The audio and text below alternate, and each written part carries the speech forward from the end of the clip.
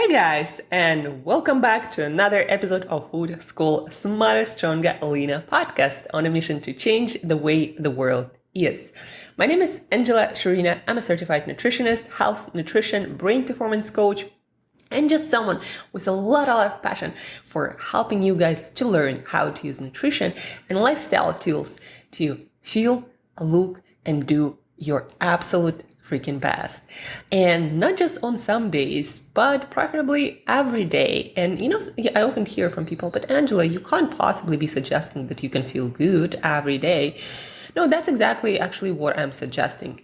You can feel good and better compared to what could have been if you didn't do all these nutrition and lifestyle adjustment. And also, once you understand how certain foods or certain lifestyle choices affect your health, your fitness, your energy levels, your mental state, you can always make it better. Well, it's not always going to be perfect. Sometimes we will get sick, even though when I, for example, adjusted all of my nutrition and lifestyle choices, I started to get sick very, very, very rarely. And even if I do, it doesn't exactly feel like it used to feel.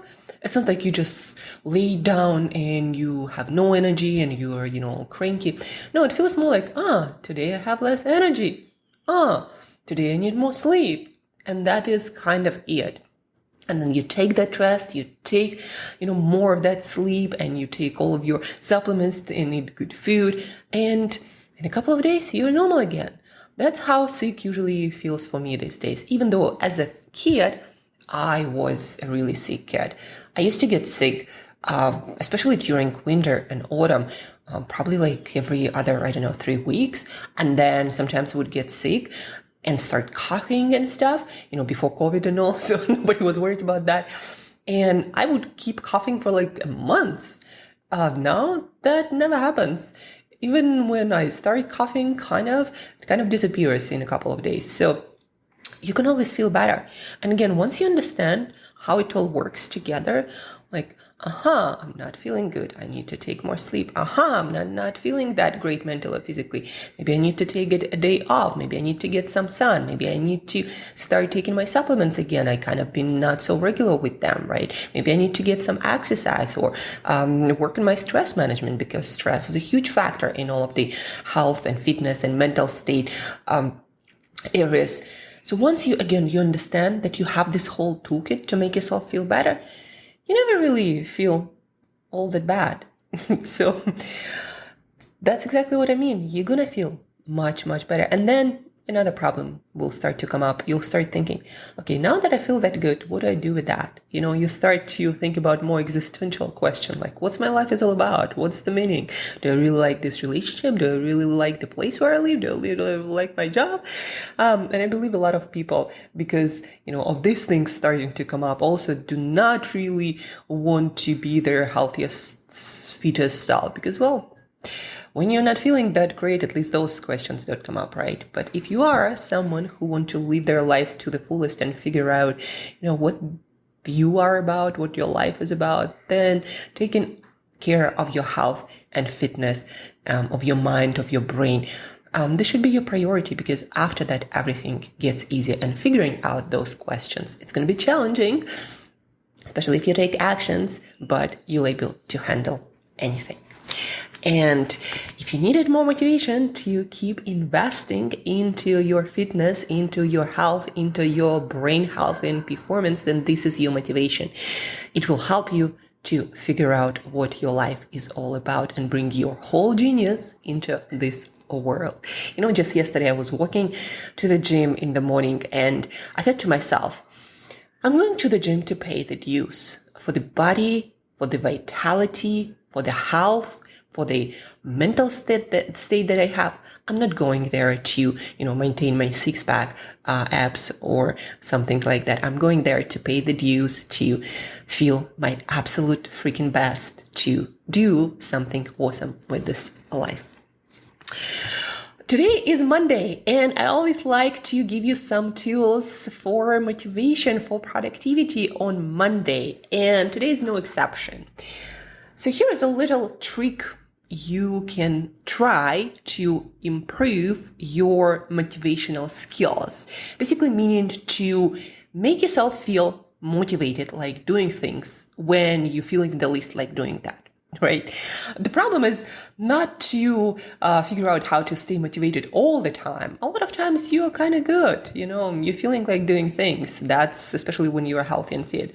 But there are those times, and they do happen more often than we'd probably like to, when you just, not feeling like it. So how to motivate yourself to start feeling like that, and most importantly, start taking actions that you need to take? And the answer is quite simple, actually.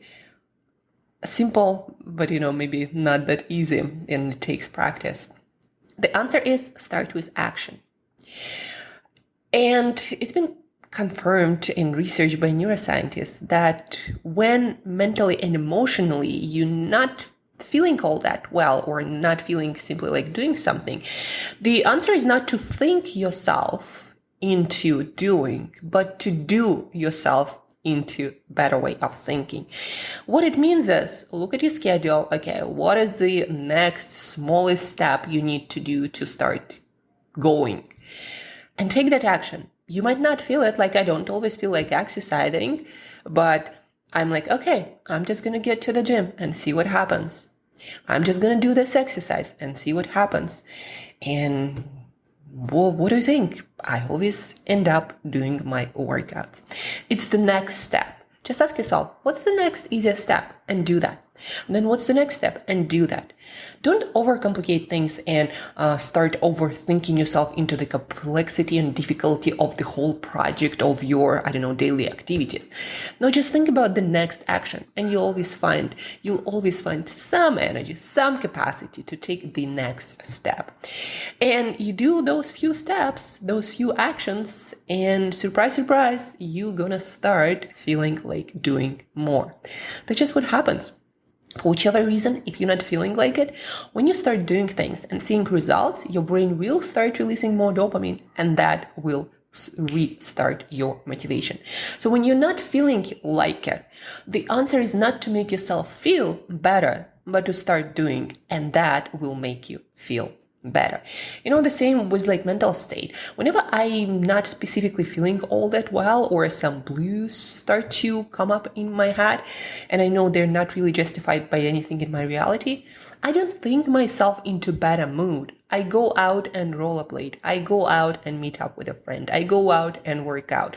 I go out and walk for a walk on the beach. I do first, and then my biochemistry changes, my brain starts working differently, and you start feeling better, and you start having better thoughts. So the answer, when you're not feeling like you'd like to be feeling, to take actions that gonna make you feel different. And from there, start another day, another morning, another week, another go to that dream, to that goal you might be having.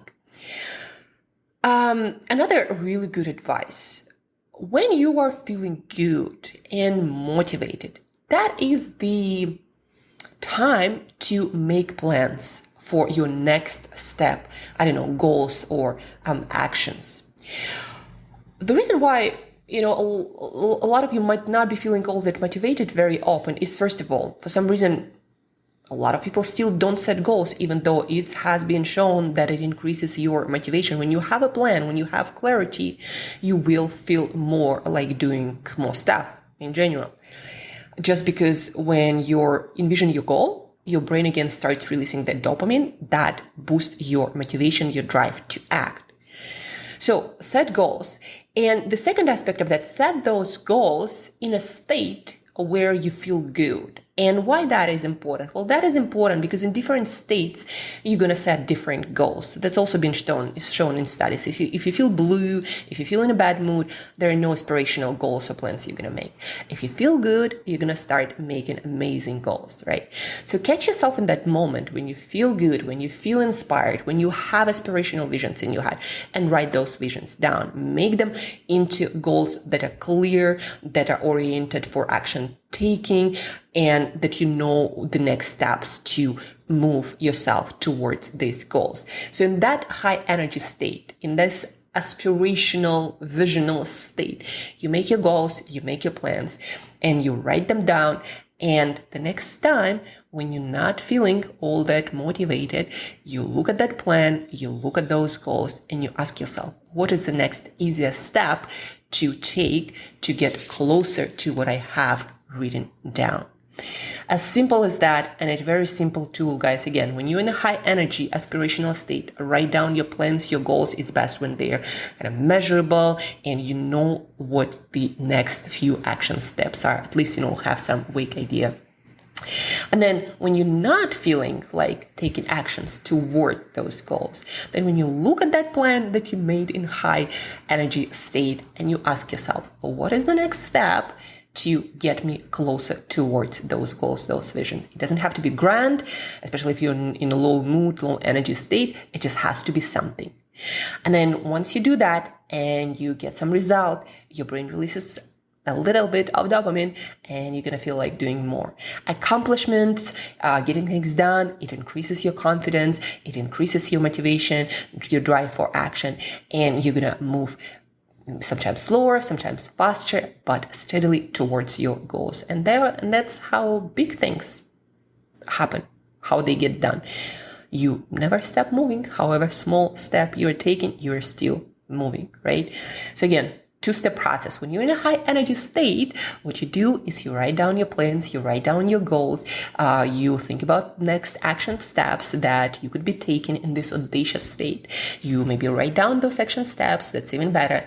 And then when you're in a lower energy and motivation state, you look at that plan, you read it, you try to envision that's going to boost your motivation, and you ask yourself, well, what is the next simplest, easiest step I can take to move myself towards that vision, some of those goals. And that's the motivational part of today's podcast, guys. So if you are not feeling today all that motivated for one reason or another, those things happen to each of us. Now you have another tool to start moving forward regardless, and by doing that, increasing your motivation. Another thing that I wanted to share with you, it has to do with what I learned over the weekend. I listened to a lot of podcasts, just to learn what's happening in my field, from different scientists, different communicators. And one of the podcasts that I listened to was with Max Lugavere, Genius Life, and he was talking to Dr. William Lee, who wrote the book Eat to Beat Disease. Maybe he has other books, I'm not sure. He's working on one more. So Eat to Beat Disease. And what was interesting in the podcast that I heard, what Dr. William Lee shared, is that idea that our gut microbiome, and that's not just his idea, it's being researched in medical labs, in different pharmaceutical labs to develop better drugs that give better results to people. So what he was saying is, well, he shared a story about his mom, how she got cancer and nothing, maybe not nothing, but they didn't want to try chemotherapy because it has, a lot of side effects, etc., and not that effective for a lot of people. So he shared that they decided to try immunotherapy instead, and all it means as they're boosting through different mechanism person's innate immune system, and that fights and kills all the cancer cells. And so they did that, and it actually helped, and his mother is alive, doesn't have any cancer, haven't had it for like 8 years, and there is no sign of it ever coming back. So that was very successful, and she had a very bad case of cancer. And this immunotherapy, it actually a therapy, confirmed by, again, many medical institutions and being used. It's not that widely used because it has a success rate of about 20%. And the reason why they think it has such a lower success rate, comparatively low, is because when they compared microbiomes recently of people for whom that therapy was effective and for whom it wasn't effective, they learned that those people have certain bacteria, people for whom it was effective and for whom it wasn't. So people for whom it was effective, they had certain bacteria, and then other people didn't have, but instead they have other more harmful, not beneficial for human host bacteria. And so just like a lot of pharmaceutical companies, they speculate that specific microbiota profile of people makes certain drugs more or less effective and makes certain therapies like immunotherapy for cancer patients more or less effective. And the very fascinating thing about that and what you can actually put into action was that people's microbiome most depends on their diet. And so people with the good microbiome for whom immunotherapy or other therapies are more effective, they have certain bacteria that thrive on a variety of plant foods with a lot of different fibers. Here in the episode, they specifically were talking about pomegranate having specific fibers, or kiwis, or mushrooms, or some other vegetables and fruit.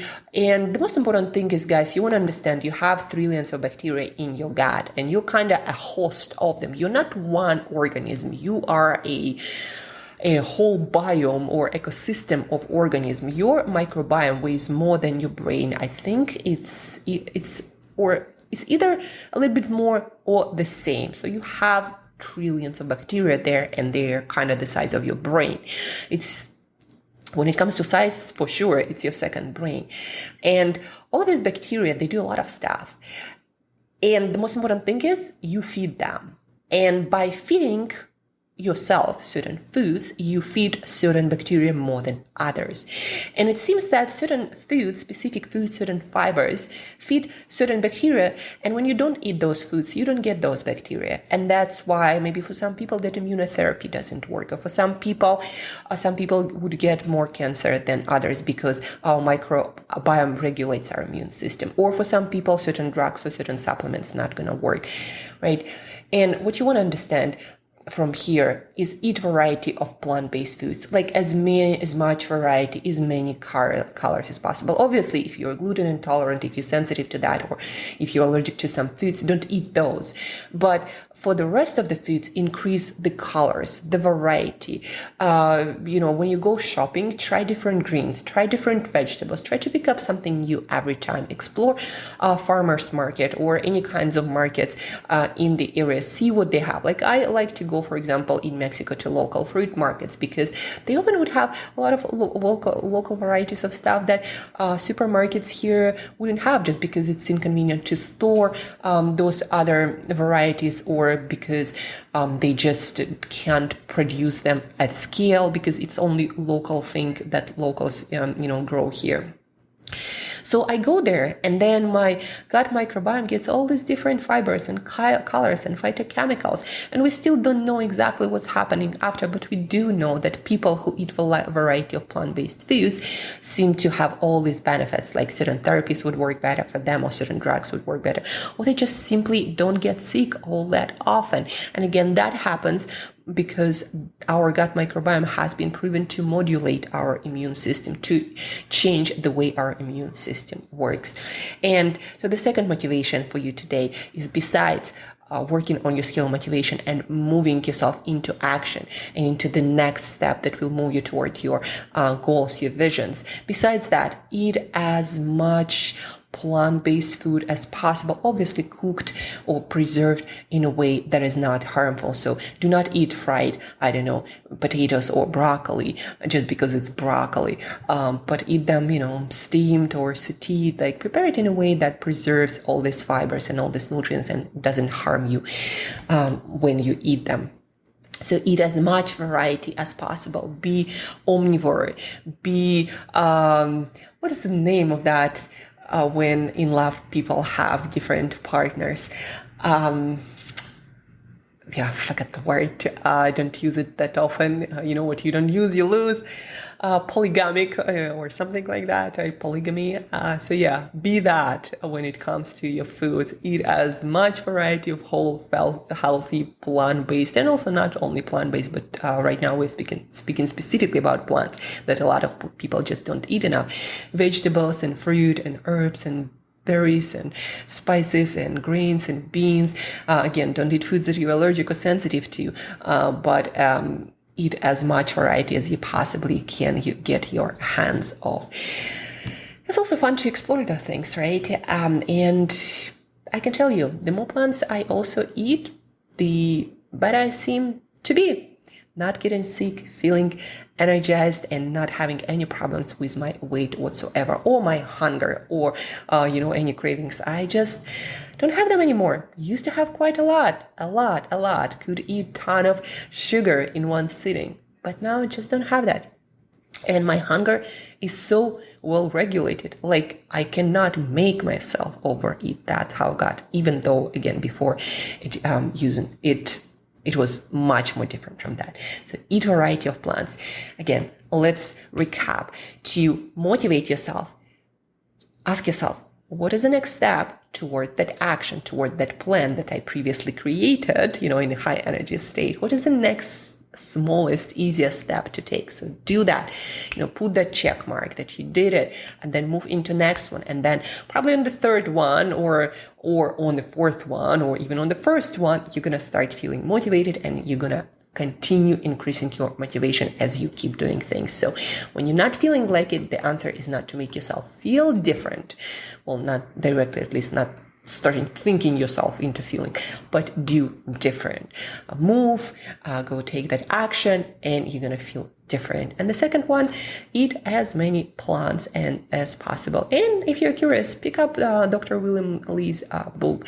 And also he's on Instagram. I love his content. He's not one of those, do that or you're going to die people. No, he's actually quite fun and very good scientist who did a lot of cancer and immunity research. So Dr. William Lee, Eat to Beat Disease. He has, again, amazing Instagram. And if you have questions about anything you heard on this podcast, please do reach out. I'll provide you links, more information. What else? I'm finishing my book today, so it's going to be ready for order and reading tomorrow. So stay tuned for that. The link is going to be in the show notes. And I'm going to do an all announcement tomorrow. If you want to jump on a call with me to help you figure out what you might be doing wrong with your nutrition and lifestyle, and you seem not to be able to fix by yourself, and your energy either off, your sleep off, your hormones, or something else is off, maybe your weight is all over the place, jump on the call. You can find the link in the show notes, and let me help you figure it out. Complimentary, no charge, no commitment needed. So use it, share it with people who might need it, and share all the information that you learn, maybe practices with your friends, your family, your kids, help them to be more productive and motivated and have more control over it. And as usual, guys, thank you for tuning in. Thank you for listening, and eat better daily. And today it means eat more plants.